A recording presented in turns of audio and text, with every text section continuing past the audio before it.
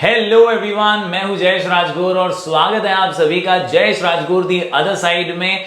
आज का ये वीडियो बहुत ही खास है। यहाँ हम मुलाकात करने वाले हैं सर्वेश ओझा से। ये हैं क्लास 12th कॉमर्स स्ट्रीम के एक स्टूडेंट जिन्होंने 94% के साथ 12th स्टैंडर्ड महाराष्ट्र बोर्ड का एग्जाम पास किया है। डीप डाइव करेंगे एक अच्छे खासे कन्वर्सेशन में, जहां हम जानेंगे इनके सफलता का राज। एक एवरेज तरीके से भी पढ़ के कैसे आप बहुत अच्छे मार्क्स ला सकते हैं। अगर आपने एक्सट्रीम प्रेशर नहीं लिया है तो भी आप अच्छे मार्क्स ला सकते हैं। बिना लोड लिए पढ़ाई हो सकती है। ये जीता जागता सबूत हमारे को आज सर्वेश देने वाले हैं। तो कैसे उन्होंने ये 12th स्टैंडर्ड का माइलस्टोन हासिल किया है, ये जानेंगे आज की इस वीडियो में।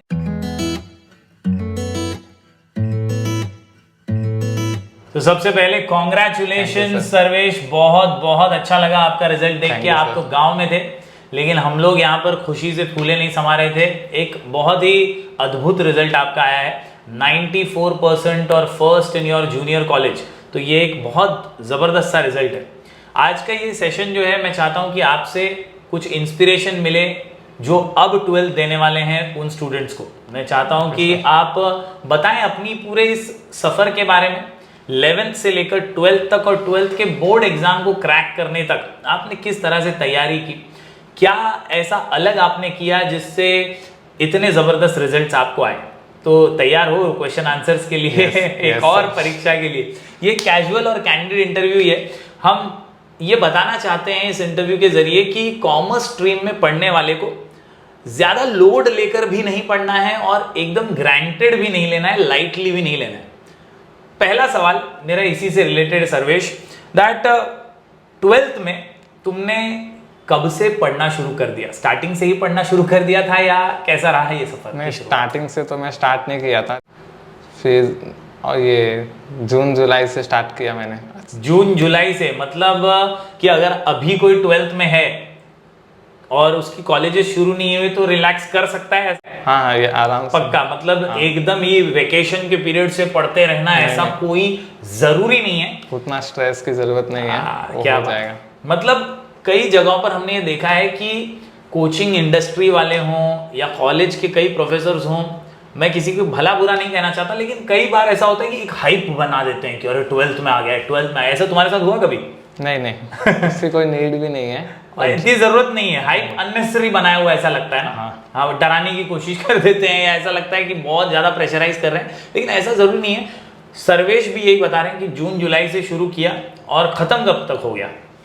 एंड ऑफ द दिसंबर तक हो गया था मेरा पूरा पोर्शन। ओके। हाँ, दिसंबर तक कंप्लीट भी हो गया और इसमें कुछ ऐसा छोड़ना नहीं पड़ा, आराम से कंप्लीट हो गया। कोई टेंशन नहीं है। रेगुलर एक आवर्स में मतलब करेंगे तो भी बहुत है। अच्छा, मतलब आराम से हो सकता है। अगर आप साइंस स्ट्रीम के हो और ये वीडियो देख रहे हो तो मुझे लगता है कि आपको थोड़ा सा धक्का लग जाएगा, क्योंकि आप कई बार क्लासेस में 8-8 10-10 घंटे साइंस के बच्चे जो है बैठते हैं। लेकिन कॉमर्स में उतना लोड लेकर नहीं आपको पढ़ाई करनी पड़ेगी। आप कॉन्सेप्चुअल अंडरस्टैंडिंग से भी सारी चीजें कवर कर सकते हैं। जून जुलाई में पढ़ाई शुरू कीजिए, दिसंबर तक आप खत्म भी कर लेंगे और उसके बाद रिविजन्स भी कर पाएंगे, है कि नहीं? तो अगला सवाल मेरा जो है ये है समय के नियोजन से रिलेटेड, टाइम मैनेजमेंट से रिलेटेड। क्योंकि ज्यादातर बोर्ड एग्जाम अपीयरिंग स्टूडेंट्स को यही तकलीफ आती है कि सर कॉलेज कैसे हम मैनेज करें, सेल्फ स्टडी कैसे मैनेज करें, और जो कोचिंग क्लासेस वगैरह होते हैं उनको मैनेज कैसे करें, क्योंकि पूरा दिन एकदम बिजी सा हो जाता है तो कुछ एंजॉय करने का टाइम भी नहीं मिलता। तुम्हारा शेड्यूल कैसे तुमने मैनेज किया?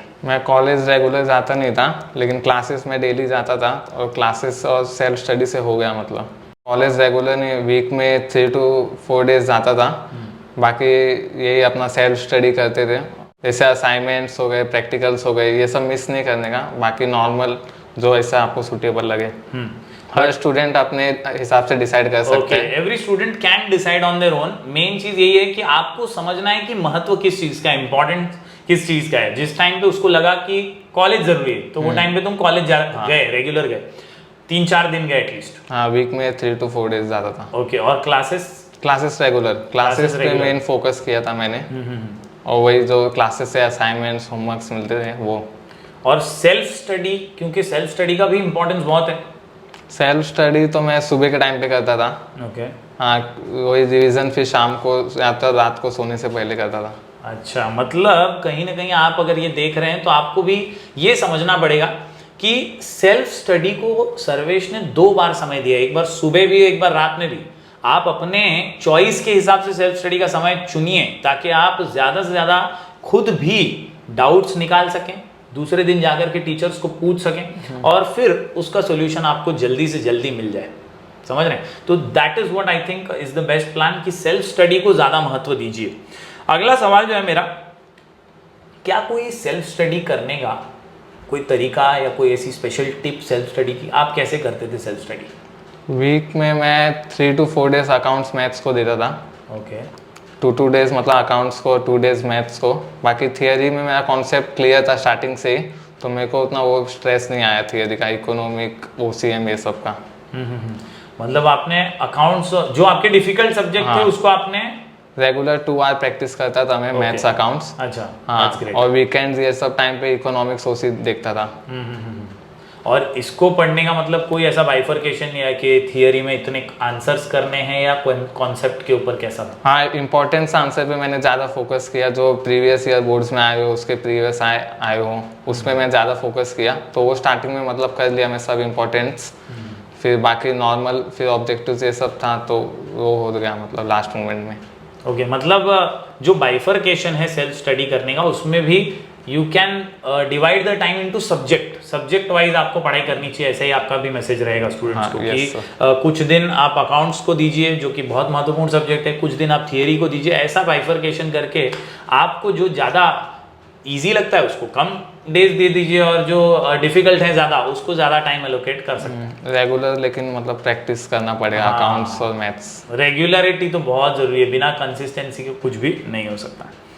अगला सवाल जो है मेरा वो बहुत ही ज़बरदस्त है क्योंकि कई स्टूडेंट्स ने भी मुझे ये सवाल पूछा है कि सिलेबस कंप्लीट तो हो जाता है, पढ़ तो लेते हैं, लेकिन टीचर पढ़ाते वक्त तो हम पढ़ते ही हैं, साथ में भी पढ़ते हैं, कई बार सेल्फ स्टडी में भी हम पढ़ लेते हैं, लेकिन रिवीजन कितना इंपॉर्टेंट है और कितनी बार आपने रिवीजन किया?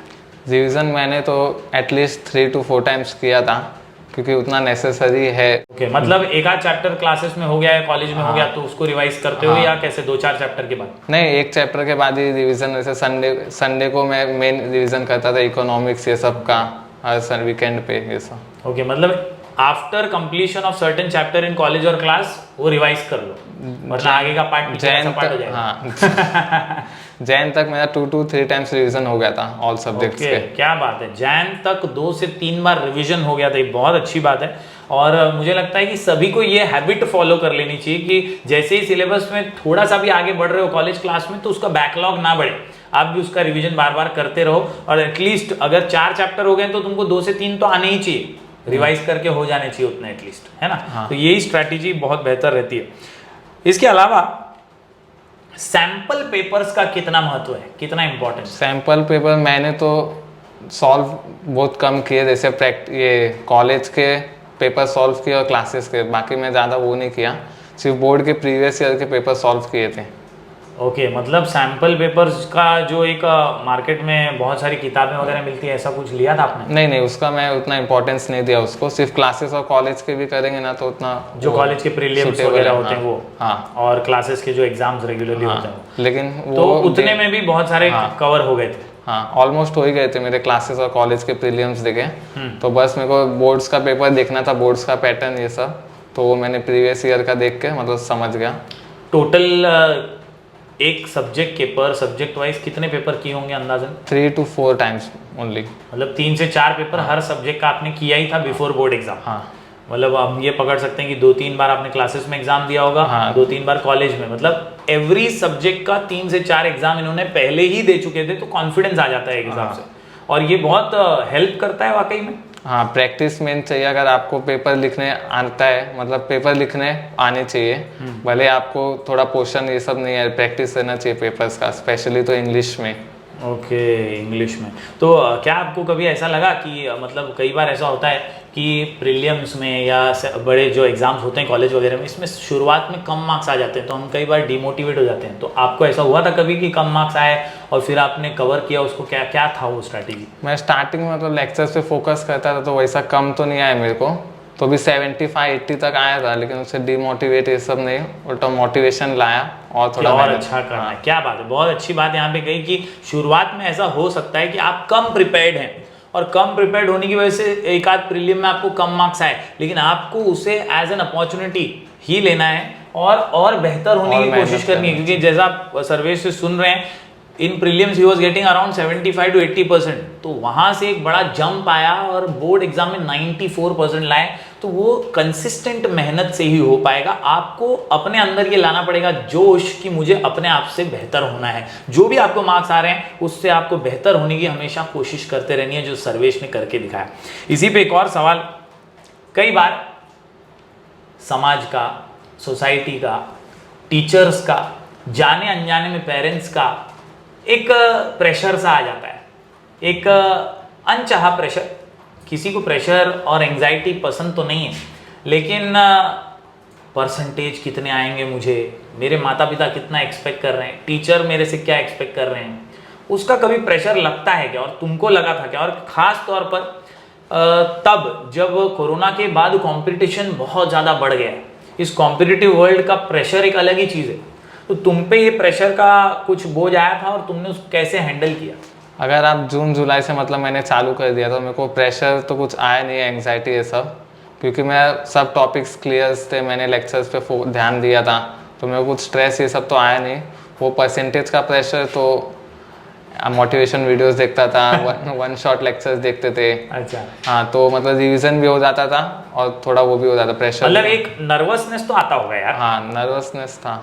टॉपिक में मैं अपने पेरेंट्स, अपने भाई, ये सब का मतलब वो कर दूंगा कि उन्होंने मुझे कभी प्रेशराइज नहीं किया कि इतना तेरे को परसेंटेज लाने का है या कुछ। उन्होंने बोला तू रिलैक्स हो जा, तेरे को जितना तू कर सकता है कर, हम लोग तेरे को प्रेशर ये सब नहीं करेंगे। भाई मेरा डाउट सॉल्व करता था। क्रेडिट तो उनको भी जाता है, हाँ। क्योंकि कई बार ऐसा होता है जाने अनजाने में पेरेंट्स एक सोसाइटी का प्रेशर ले लेते हैं खुद पे, और वो प्रेशर ट्रांसफर हो जाता है बच्चों पे। मैं अपने से ज़्यादा पेरेंट्स को क्रेडिट देना चाहता हूँ इसका, 94% का। क्या बात है, क्योंकि क्या बात उन्होंने है, मेरे को बहुत पूरा साल सपोर्ट किया, मेरे को ना प्रेशराइज नहीं किया या ऐसा नहीं कि तू इधर मत जा, ये सब। मतलब अपनी टिपिकल मिडिल क्लास फैमिली है, भाई तू पास हो जा, नाक मत कटाना बस। हाँ। कोई टेंशन नहीं था और नहीं, प्रेशराइज कभी किया ही नहीं मेरे को। सही बात है। तो ऐसा ही हल्का फुल्का माहौल आपके भी घर में रहे, इसके लिए सिर्फ माता पिता का तो रोल इम्पोर्टेंट है ही, लेकिन मैं समझता हूँ कि बच्चे का भी रोल इम्पोर्टेंट है। आज सर्वेश ये क्रेडिट माता पिता को दे रहा है, इसका रीजन ये भी है कि he also behaved in a mature way. कई बार बच्चे ये सोचते हैं कि मम्मी डैडी प्रेशराइज कर रहे हैं, लेकिन वो ये नहीं सोचते कि क्यों प्रेशराइज कर रहे हैं।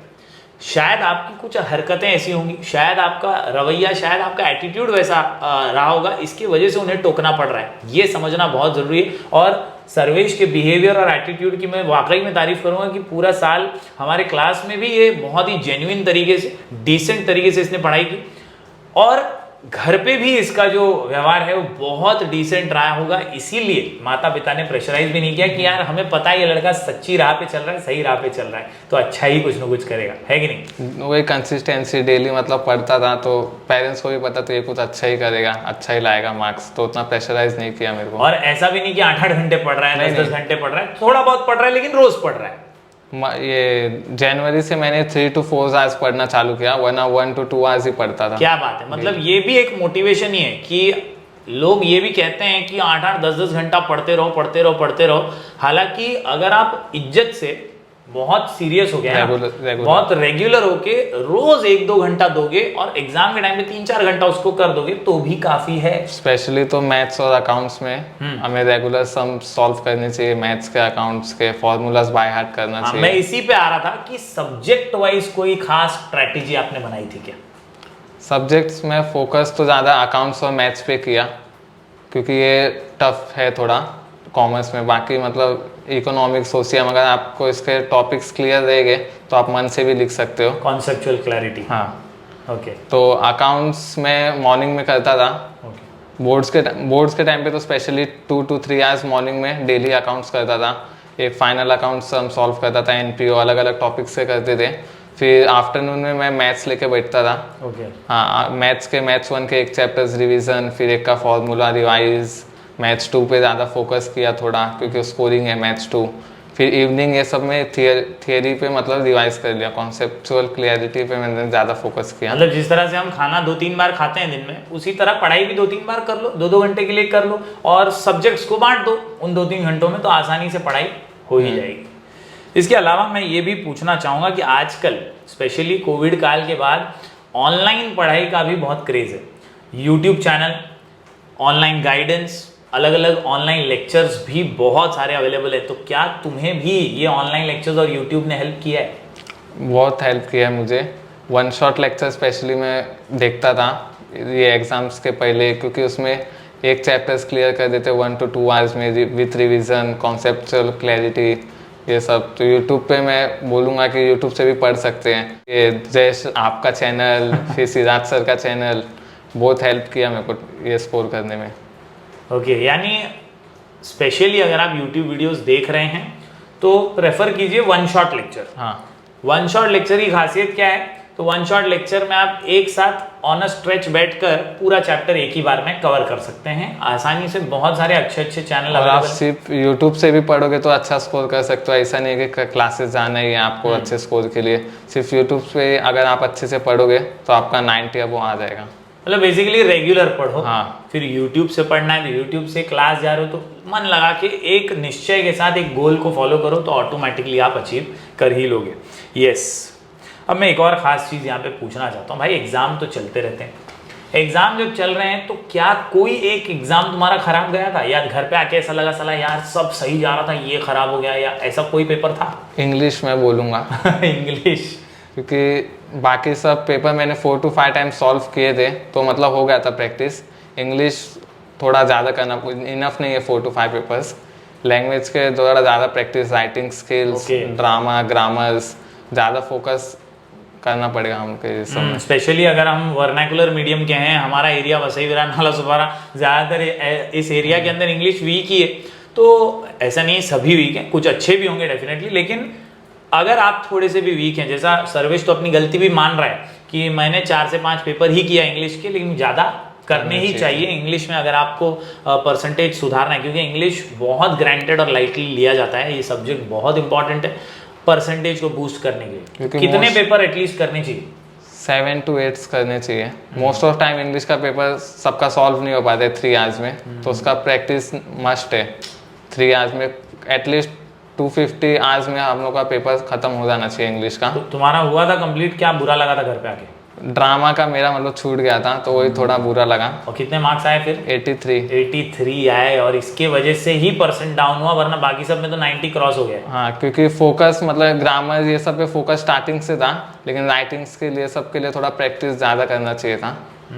वरना 96%, 94 तो क्रॉस ही हो जाता। हाँ, ये इंग्लिश की एक छोटी सी मिस्टेक ने परसेंटेज को डिप भी किया है। हालांकि he is very happy with his percentage, बहुत खुशी है, 94 भी कुछ कम नहीं है, लेकिन आ सकता है अगर आप इंग्लिश को भी सीरियसली। सब स्टूडेंट ध्यान नहीं देते कि लैंग्वेज है, ढूंढ के लिख लेंगे आंसर्स, लेकिन सबसे ज़्यादा प्रैक्टिस इंग्लिश में ही करना चाहिए मेरे हिसाब से। यस। कोई ऐसा टाइम जब तुम बहुत ही अच्छे से पेपर लिख रहे हो और अचानक से कोई ऐसा क्वेश्चन आ गया किसी भी पेपर में जो तुमको नहीं आ रहा है, और तुम सोच में पड़ गए कि अरे यार मैं फंस गया हूँ, बहुत टाइम वेस्ट हो रहा है, नहीं आ रहा है। तो कभी अगर किसी के साथ ऐसा हो कि ड्यूरिंग बोर्ड एग्जाम लिखते लिखते पेपर भूल गए हो, याद नहीं आ रहा है, क्या करना चाहिए ऐसे टाइम? ऐसा मोस्ट ऑफ तो इकोनॉमिक्स और OCM में ऐसा होता है। तो उसमें मैं तो बोलता हूँ रट्टा नहीं मारना चाहिए हमें। कॉन्सेप्ट अगर क्लियर रहेगा तो आप उस टॉपिक से रिलेटेड भी लिखोगे तो आपको मार्क्स मिल जाएगा।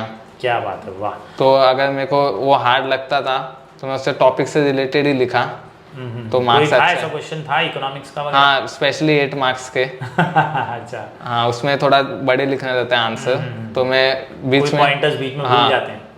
तो ऐसा नहीं कि वो छोड़ दिया, मैंने वो टॉपिक से रिलेटेड ही लिख दिया तो मार्क्स अच्छा है मेरे को। गुड। मतलब अगर आप कहीं अटके भी, आप ज़्यादा रुक तभी जाओगे जब आप रट्टा मार के गए हो।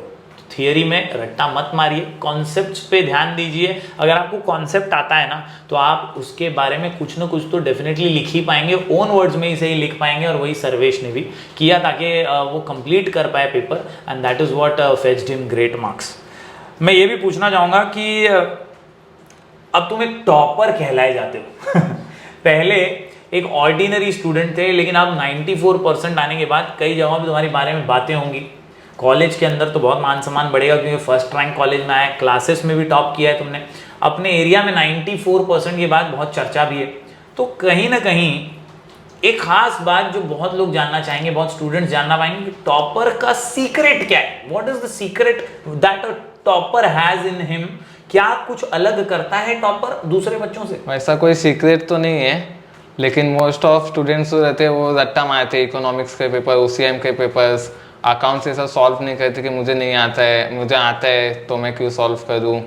तो वो ऐसा मैंने नहीं किया। मैं डेली मतलब सॉल्व करता था पेपर्स, और सब कॉन्सेप्ट मेरा क्लियर था बोर्ड एग्जाम के पहले। तो ऐसा मेरे को डर भी कोई था नहीं, बस। और कोई सीक्रेट्स तो नहीं है, मतलब ऐसा कुछ खास सीक्रेट जैसा नहीं है, जो बेसिक है उसी को फॉलो करो धोनी की तरह। हाँ, रेगुलर आपको प्रोसेस को फॉलो करो, कंसिस्टेंसी आपको करना पड़ेगा। Very good, very good, very good. यहाँ पर आखिरी चीज मैं पूछकर इस इंटरव्यू को वाइंड अप करूंगा। भाई आगे का प्लान क्या है, और क्या तुमने ये पहले से सोचा था क्या करना है, और या अभी सोचना शुरू कर रहे हो? What is the plan? अब 94 तो आ गया, एक माइलस्टोन तुमने अचीव कर लिया है, अब क्या करने वाले हो?